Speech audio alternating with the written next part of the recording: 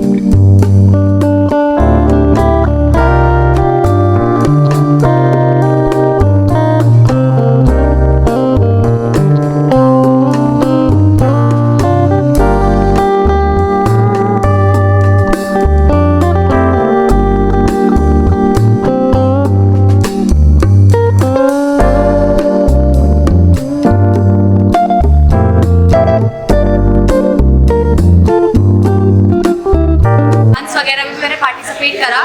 NSS में भी मुझे मेडल और ट्रॉफी मिली और डांस में भी मुझे खूब मतलब हमारी टीचरों का सपोर्ट मिला, बच्चों का सपोर्ट मिला और जहाँ तक मिला था कि यहाँ पे मुझे बहुत अनुभव मिला इस स्कूल में पढ़ के। बहुत बहुत धन्यवाद। आपने इस विद्यालय में आपकी पर्सनालिटी का विकास हुआ है, ये सुनकर हमें बहुत अच्छा लगा। आपका नाम क्या है?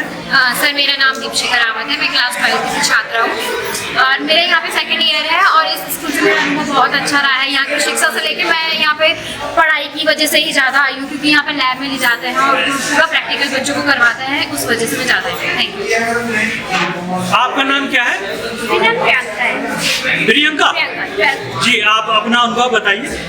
यहाँ मैं 11th में आई थी और यहाँ मुझे काफ़ी अच्छा लगा। मतलब यहाँ के टीचर्स जो है काफ़ी सपोर्टिव है और वो काफ़ी अच्छी अच्छी बातें सिखाते हैं, लाइक नेगेटिविटी से कैसे दूर रहे, स्ट्रेस से कैसे दूर रहे and so on. Thank you. बहुत बहुत शुक्रिया। मेरी वीडियो और अच्छी बन जाएगी। अच्छी लड़की हो, बोलो, आप बोलो। मेरा नाम दिया शर्मा है। दिया शर्मा है? दिया शर्मा, ठीक है। आप? मैं यहाँ पे 11th क्लास में आई थी। हमने यहाँ पर टीचर बहुत अच्छे हैं और सब मिलजुल कर रहते हैं, बहुत अच्छे। तारीख से परिषदीय परीक्षाएं शुरू हो रही हैं, तो मैं आप लोगों से ये बताना चाहूँगा, एक तो स्ट्रेस बिल्कुल नहीं लेना है कि हमारी परीक्षाएं हो रही हैं, क्या होगा कैसे होगा। जो आप लोगों को पढ़ाया गया है कक्षाओं में, उसी के अनुसार आप लोग जो है समय समय पर कुछ अतिरिक्त समय निकाल करके भी परिषदीय परीक्षाओं की तैयारी करें। जहाँ तक सामाजिक विषय का प्रश्न है, सामाजिक विषय में आप ज़्यादा से ज़्यादा नंबर अर्जित कर सकते हैं। आपको देखना ये होगा कि जो शुरू के 10 नंबर एक नंबर के होते हैं, 10 प्रश्न, सबसे पहले उनको कर लेना चाहिए और आगे जो 3 और 4 नंबर के प्रश्न हैं उन पर शुरू में ध्यान न दे करके सबसे पहले नक्शे का काम कर लें, क्योंकि नक्शा जो है पूरे 6 नंबर का वो आता है। तो अगर हम लोग नक्शे का काम, जिसका कि मैंने कई बार आपको अभ्यास भी करवाया है, उसमें पूरे 6 के 6 नंबर हम प्राप्त कर सकते हैं। और उसके बाद 3 नंबर और 4 नंबर वाले प्रश्नों पर ध्यान देना है और लिखना पूरा है, प्रश्न छोड़ना नहीं है। अधिक से अधिक आप प्रश्नों के जवाब देंगे तो ज़्यादा से ज़्यादा नंबर आप अर्जित कर पाएंगे। धन्यवाद।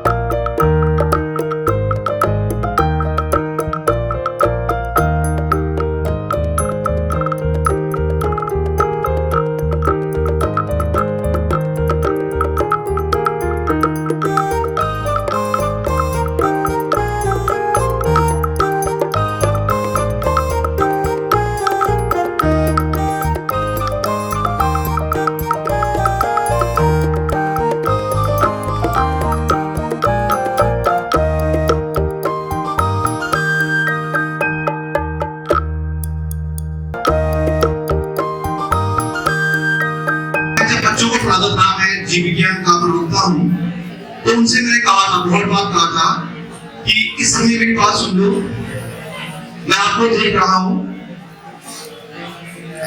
बाद में आप मुझे देखोगे और मैं कुछ नहीं कर पाऊंगा।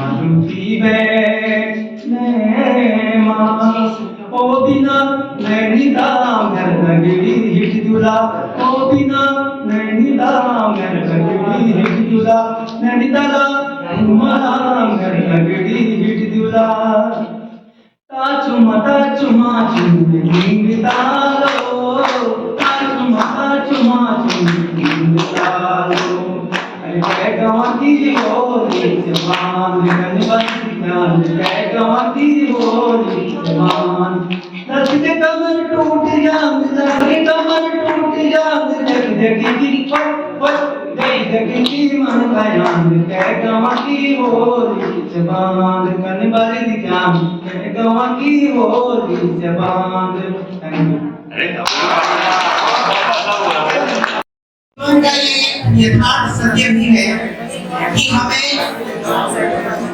विदा होना पड़ता है। हमें अपने जीवन का एक चरण पूरा करके दूसरे चरण के लिए तैयारी करनी पड़ती है। और कहा भी गया है चरे बेटी, यानी चलते रहना चाहिए। और पंडित जयशंकर प्रसाद ने भी कहा है कि परिवर्तन संसार का नियम है और निश्चेष्ट शांति मरण के समान है। परीक्षा है और आप मेहनत से थोड़ा समय का भी ध्यान रखेंगे। विशेषकर एक बात और कहना चाहूँगा, जो मैं क्योंकि साइंस का विद्यार्थी हूँ और जो फिजिक्स केमिस्ट्री मैथमेटिक्स कोई भी है, वहाँ पर क्या होता है कि समय का ध्यान देंगे आप लोग, ठीक है ना। कभी कभी क्या होता है, जैसे रात में यहाँ पे फिक्सा लड़के पढ़ने में कक्षा 11 में देखा होगा, अनुभव क्या होगा, आपने जब पेपर में था आपको और होशियार बच्चे भी अच्छे बच्चे होते हैं, वो कभी कभी पेपर करते करते समय बीत जाता है और उनका पेपर हल नहीं हो पाता। इस बात को ध्यान रखेंगे, आपको समय का विभाजन कर लीजिए 3 घंटे का समय होता है, उस 3 घंटे में आपने पूरा पेपर हल करना है। कोशिश ये करेंगे, प्रयास करेंगे कि हमारा पूरा पेपर क्या हो, हल। ठीक है ना? राय बात सुनने, राय बात सुन सबकी।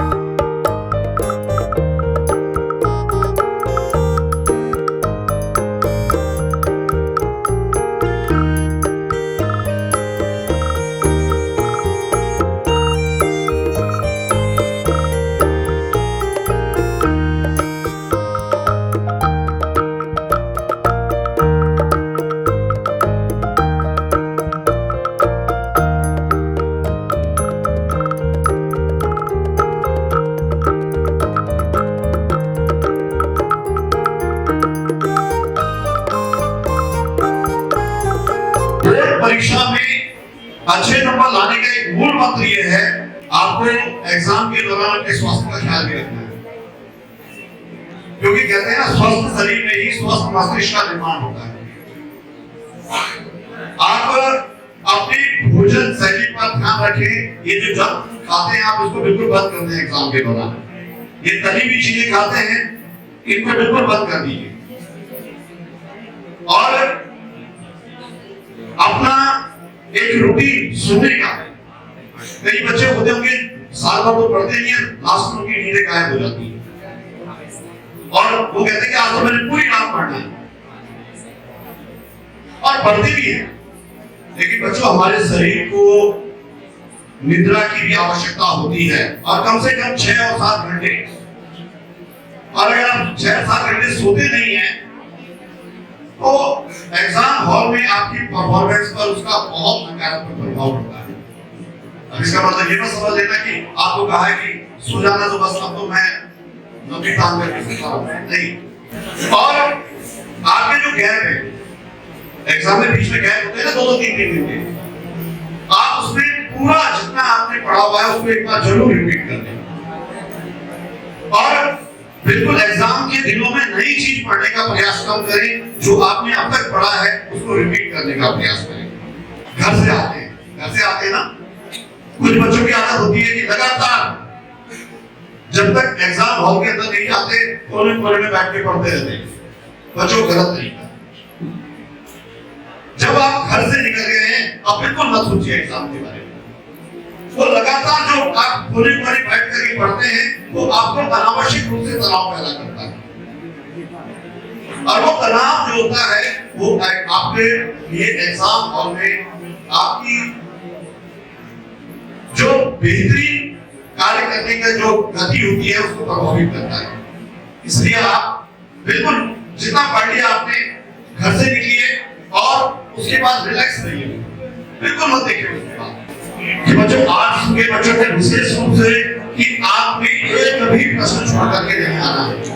अगर आप खाली बैठे हैं, आपको प्रश्न देख करके जो भी चीज समझ में आ रही है, जितना आप समझ पा रहे हैं उतना लिख करिए। आराधना